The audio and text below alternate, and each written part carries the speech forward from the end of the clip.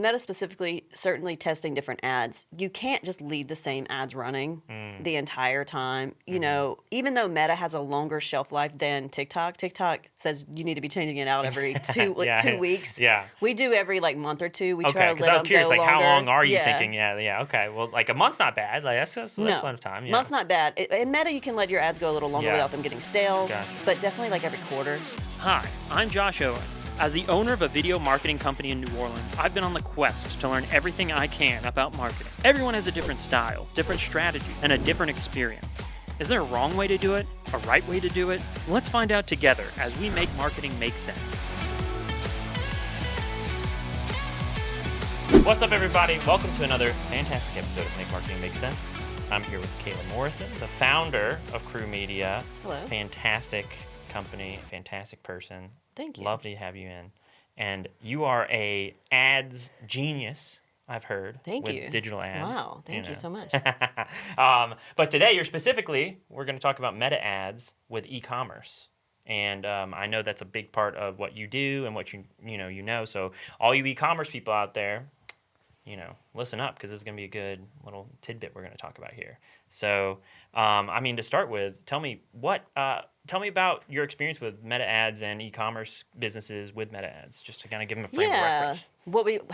Why we got started in this, just a little bit about that is, I had worked previously before founding Krewe Media with three very different advertising agencies. One is Red Six Media out of Baton Rouge, a full-service agency. I actually co-founded that with my twin sister, Kristen Morrison. I didn't know you were a twin. Wow, Yeah, no way. little twin action. Okay, yeah. Kristen Morrison, now Kristen Rushing, and four other amazing people. And that's why I really dove into marketing. I was in political science beforehand. So, oh, wow. Yeah, Okay, I've been different world. marketing career ever since. And then a website and email company in New York. And then back to New Orleans with FSC Interactive, which is a digital marketing company. A really great digital marketing company. But throughout that experience, marketing is important, but it's expensive. And working with agencies is very expensive. And so as I started my own company, I really wanted to make a company that was right for that small to medium-sized company that really wants to invest in some smart digital ads or advertising in general, but maybe doesn't have that budget or that money to do, $10,000 a month, $5,000 a month, like a lot of these bigger agencies charge. So what we do is we hone in on digital, which is the most cost-effective form of marketing, and then we pull in creatives and other members of the marketing team for your crew, marketing crew, to make it as cost-affordable as possible. So a lot of that is like building the creative for the ads. You may not need that every month to run smart campaigns. You may need that only quarterly, and kind of pulling it in a smart way so that we're using most of your ad budget for the ads themselves. Awesome. Well, in all of that, you're obviously really honed in on meta ads in a part of that. So for all of these e-commerce businesses that you've had a lot of experience with, what would you say to any e-commerce business out there who's looking to kind of get into meta ads? What are the things they should know before they get started? Obviously things like budget and all that stuff. Like, what do they need to really be prepared for if they're going to take on meta ads for their business? Sure. Great question. So Meta still, in my personal opinion, one of the top performers in the digital ad space. Their platform is just more sophisticated. Their targeting methods are more sophisticated. Attribution is better. They've been in the game longer. We've playing around with TikTok, obviously Google and things of that nature, but Meta is still the powerhouse. So most of our clients will start with Meta, and then we'll do omni-channels, maybe TikTok, Pinterest, et cetera, as time goes on. But e-commerce works, our social ads, specifically Meta ads, work great for e-commerce brands. The consumer can really see the product and go directly to purchasing. So it works really well. Advertising on Meta for e-commerce brands works really well. So if you're thinking about it, maybe you have a small or medium-sized business, you're doing well, you're making sales, you're growing, and you're like, okay, I really want to take this to the next level. Some things to really think about is budget. What is the budget? What do I need to invest in this?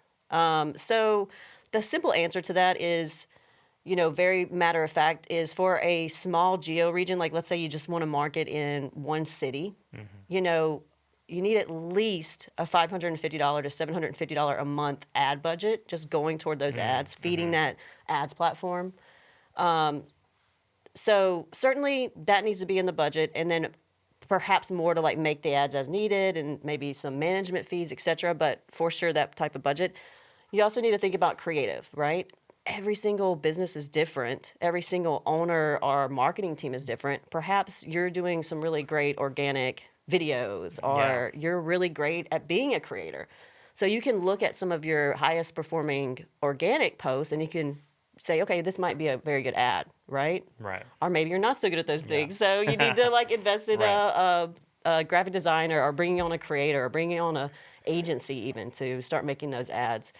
So really evaluating, do we have the content available to run ads? Yeah. A lot of e-commerce brands, I will say, are really good on that end. They're really good content creators, whether they have that person in-house or they're doing it as a founder. Is there like do you feel like people like need like scripts, like, or sort of like, within the content that they have, that like, a lot of times people may not have a strong call to action. Like, what are those things that you feel like, is there a recipe for those things that they need to be thinking about for their ads when they're coming into building ads? Yeah, that's a great question. Really short and sweet works the best, you know. I love that. Yeah, short and sweet. We have been saying, or Meta has been saying for a long time, 15 seconds max. So that's very, very max. Now, we are seeing more longer forms of content being played out in TikTok particularly. But as far as the user experience of this person or this consumer that's never heard of your brand, you don't have very long, right? So it needs to pop. Movement videos are preferred. And then Love as some we, good videos. the videos. And then as we do our thing with like the pixels and the tracking, you can do some remarketing that's more still image. Certainly setting up your pixels and your tracking to where once you grab that attention in the top of funnel, maybe we have this great video promoting a collection, and they take the time, you get that click, they're going to your site. We certainly want to continue to follow that potential customer with dynamic ads. So if they were to look at a few other items on your site, they don't buy, maybe they add to the cart, or even if they view, you can then send them a dynamic ad that will constantly kind of remind them for a time period of your choosing to go back. That's interesting, because and I heard you mention Pixel in there, which are there other back end things that they should be building out, for themselves before getting ready to like start ads? So whether it's like other platforms, other things they need to get integrated, accounts they need to have, anything like that. Yes. Certainly setting up the pixels correctly, all of that tracking component. Like I have a tech guy that I work with. If you have a website person, you typically ask him at least as a good starting point to say, hey, can we make sure everything's set up? A lot of times they'll set up Google Analytics, which is a great start, but you really need to make sure your pixels from Meta ads or whatever ad platform is properly integrated and those events are triggering. Yeah. So if you're running ads for obviously purchases, e-commerce, we want to make sure it's talking so that whenever someone, that conversion event is not only being recorded in your Shopify site or your backend of whatever site you're using and Google Analytics, but also reporting in the ads platform itself. Super, super important as you go to then say, okay, what is this ad, or what ads are performing best? What ads are leading to the most purchases? What ad sets, what audiences, etc. Yeah. And I would also say to that point, stop boosting ads. Stop boosting your ads. Start playing around in the ads platform. It's so tempting though. People get so tempted. They're like, oh, I see that boost button. I just gotta try it. It's like Vegas. You gotta press play. You gotta press the button. Well, you're rarely gonna hit the jackpot with the boosted ad posts. Okay. Fair enough. So to that point, the ads platforms themselves can be intimidating, and the Meta ads platform, that's the reason I have a job in a company, is that it is intimidating. Right. But do start to play around in it. Instead of hitting that boost button, and boosting will get your piece of content more engagement, more reach, but is it a smart long-term strategy where we're making sure we're doing remarketing and we're testing different audiences and interests and remarketing and lookalike audiences, all that stuff, all that truly is done the way it needs to be in the ads managers themselves. So start trying to get to know it. There's a ton of tutorials. Meta has Blueprint, which is a free, tons of videos. YouTube always. YouTube to me is sometimes more to the point, depending on what level you are of the learning phase. And just start playing around with it and testing out instead of doing the easy push of the boost. Yeah. Get a little dirty, get your hands dirty in there, and then just get well, when you start testing, how do you start? What are some things that you need to know about your tests? Like, how do you know your ads are working? What should you understand? What I know there's like a lot of different platforms within the platforms that you need to look at, understand, and different metrics that you need to understand. So, what are the things that you would recommend for them to know that's important for other business owners, especially in e-commerce, to know? Sure. So the best rule of thumb is, depending on your ad budget, you don't want to do too much testing with a lower ad budget, but the higher your ad budget goes, the more you can test, because let's say if you're wanting to test different audiences, excuse me. Well, yeah, it gets in the way there. Yeah, especially with our hands, you got to be careful with a target. Yeah. So within the ad set area, you're testing different audiences. So you can, let's say you're a fashion brand and you're wanting to test fashionistas versus maybe women that are interested in the wellness interest, whatever it may be, because you think that's a great secondary market. You want to set up those different tests in the ad set or audience level, and then you'll run the same ads themselves to have a clear and even test, right? Or let's say your audience. You're like, oh, I know my audience is women interested in shoes. I'm selling shoes, boom, bam. It's not as complicated. It's not complicated, So then we want to test out multiple ads. Yeah. So how do we know it's working, right? So certainly looking at cost per click. Some ads may get you a very high cost per click, some will get you lower, as well as click-through rates. So what's on the average, someone seeing that ad, that clicks on that ad, that just shows that the ad itself is engaging and that the audience finds that ad more engaging if they have a higher click-through rate. Right. And a lower cost per click will usually correlate. Gotcha. But overall, which one is leading to the most purchases? So what did you set that ad up for? Did you set it to get traffic to your site, or did you set it to convert into purchases? So at the end of the day, what ad or what audience is getting you the lowest cost per purchase or the lowest cost per click?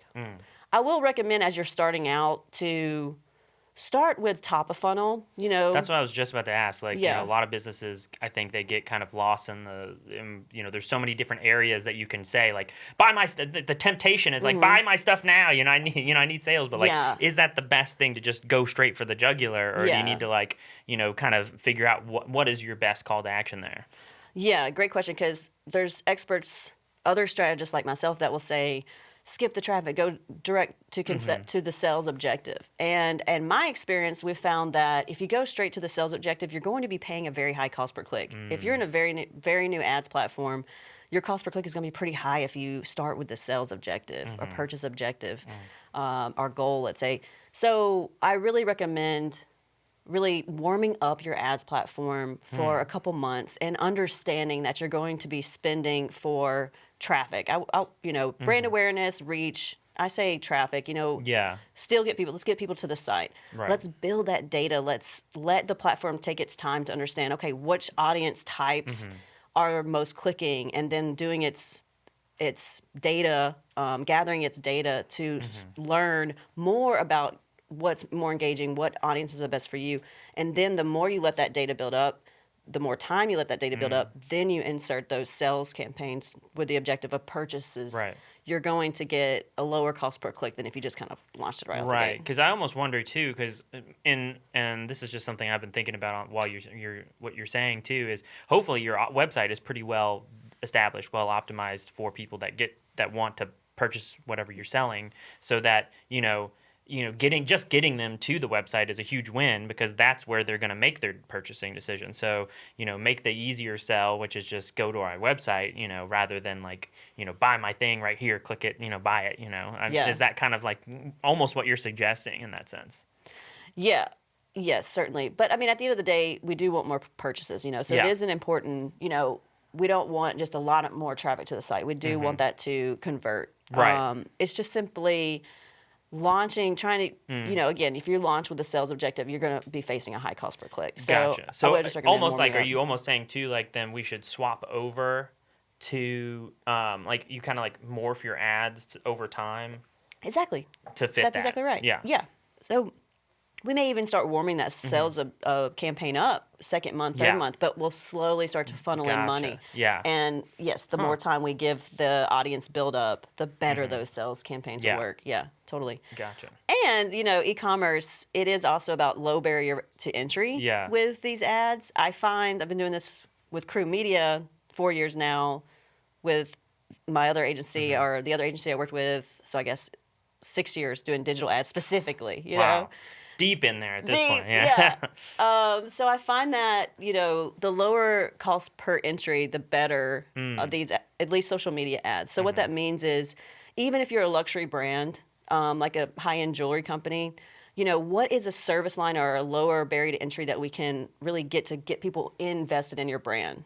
You know, perhaps it's high-end jewelry, but is there a product that you have that's like, you know, a starter diamond or a starter, you know, just a lower barrier to entry to get them introduced? And definitely with those brands, like we work with Alexa Pulitzer, our longest standing client. She's amazing, done great work with her.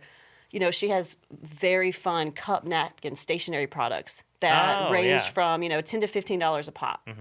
These ads work incredibly well for her because people can see the unique designs, click and buy without having to give too much thought to like the price point. Yeah. So that's awesome. Lower barrier to entry price points work really well on social. So, you know, with that in mind, you know, what are some like, you know, knowing that like this is the direction I want to go in and knowing all that, you know, or maybe even if I've tested this, you know, how do you optimize, you know, so like the process that you're working on? I know what you just mentioned, like obviously you want to like figure out how to like warm your process up and all of that, but you know, do you have like a list of like some good tips that people can learn for whether for themselves or just for the future, for their future selves, anything like that? Like what would you say ways to like optimize your campaigns? Like what would that be? Yeah, great question. So Meta specifically, certainly testing different ads. You can't just leave the same ads running the entire time. You know, even though Meta has a longer shelf life than TikTok says you need to be changing it out every 2 weeks. Yeah. We do every like month or two. We try to Okay, let because I was curious, them like go how longer. long are you thinking? Yeah. Okay, well, like a month's not bad. Like that's a lot of time. Yeah. Month's not bad. In Meta, you can let your ads go a little longer without them getting stale. Gotcha. But definitely like every quarter, we want to start, or certainly every season. A lot of e-commerce brands are seasonal, right? So we already have that yearly calendar that we're looking at. Okay, we want fall, winter vibes, now spring, you know, certainly inserting any sales and that nature. So testing as much ads and ad creative types, carousel, still image, video. Also audience types. So, you know, constantly doing testing and also understanding what's my highest click-through rate, where are my purchases coming from, turning off certain ones. I like to add some signifiers. This is a little tippity tip for you. Signifier? What do you mean signifier? Tell me more. What's the significance of these signifiers? I got to know. I like to add to my audience set, especially my top of funnels, you know, like let's say interested in women's shoes or perfume or whatever it is. You can also start to narrow down that audience and say, I want them to be interested in shoes. And that you can add, I also want them to be an engaged shopper. That's one of my main ones. Yeah.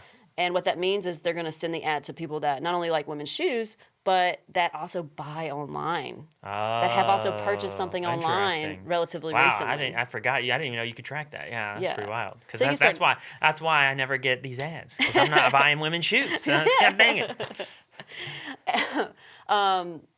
And also, you know, that leads to another point of like the tracking. You know, we all have gotten those things that, you know, do you want to be tracked? Do you not want to be tracked? I personally like to be tracked because I like to see ads that are relevant to me. Exactly. Yeah, for sure. But that's why it's also important to allow that time for the platform to get to know the audiences and test the audiences, because tracking and all those things are becoming more complicated. Attribution of ads is becoming more complicated. So we really look at, we want the data flowing in the ads platform itself, but we also constantly go on Shopify itself and start understanding, okay, are we having lift in overall website purchases while we're running ads? You know, because attributing right to meta ads, I'm not saying we should definitely do it, it's important, but oftentimes we're trying to understand, okay, does ads also lead to increases in direct traffic sales or organic social sales? So a lot of times we find that, especially with TikTok, which in my experience has been a little bit harder to track or attribute into the Shopify site. Interesting. But when we run TikTok ads, we see a 20% lift overall. Yeah. When we turn them off, we see an even. You see what I'm saying? So we've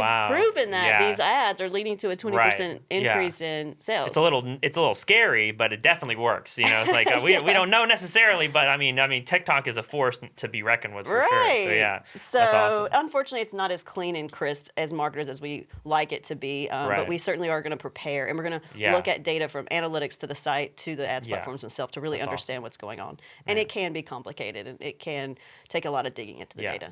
That's wild. Man, I love that. Well, I hope everyone really, got a lot out of all those tips, because I think that was like, that's definitely something that a lot of people can learn from. So thank you so much for sharing all that and sharing all this wisdom you shared with us today.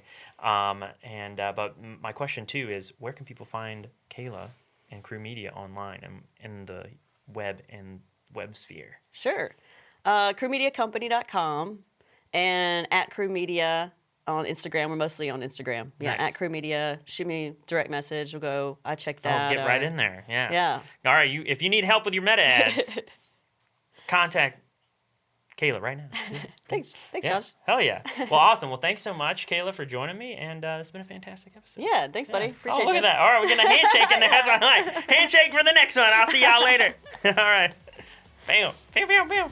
This has been Make Marketing Make Sense, brought to you by Comfystone. If you need video content for social media, your website, or email marketing, hit up Comfystone at comfystone.com and follow Comfystone on Instagram and TikTok.